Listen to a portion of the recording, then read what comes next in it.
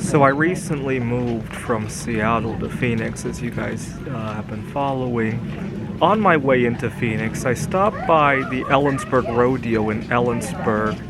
There was a sign on one of the thrill rides that made me really uncomfortable. There are certain rides that needed two riders to ride. Now, it's a theme park. It's not the end of the world, but it reminds me of how a lot of our lives, our daily lives operate. A lot of things are just completely inaccessible to people who live alone, right?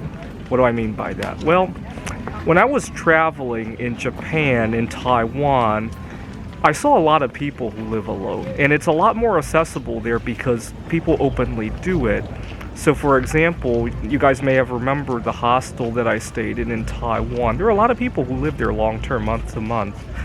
And it's a lot more accessible because over there it's not frowned upon to live alone, right? I suppose there are hostels in the United States, not as many of them, and living there long-term alone is just for some reason looked down upon for no apparent reason, right? I didn't look down upon people who did that in Taiwan. Certainly a lot of locals there didn't, and I believe that the Chinese have a word for solo sexuality. For me, it's a contrived word, but for them, it's almost just as important as being homosexual or among other sexualities. But here in the United States, because that is so looked down upon, a lot of things are just inaccessible to solo sexuals, right? It's hard to live in a heterosexual or two-person kind of place on one income.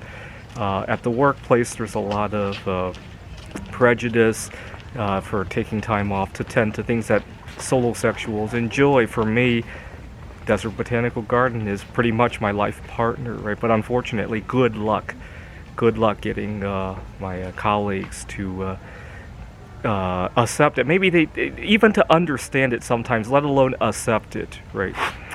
Now, I hope to live long enough to see, because part of the reason we don't have a market for people who are solo sexual is because a lot of them have not come out of the closet, right? If we realize that a lot of people who are, well, when I was living in Seattle, I ended up living in my car, and I had a lot of neighbors, actually. I would park in my car, and then I would wake up to see that other people had done so, and I saw a lot of people in my boats, right? The day will come when these people stop hiding out of their cars or hiding in uncomfortable work situations. And I think as more and more people come out, there's going to be induced demand for these people. And all of a sudden, it will go kaboom really fast. I really do hope to live to see that day. Now, do I dislike people who are married or in committed relation? Not at all. I dislike the game that this is being played, the substrate that they live on, right?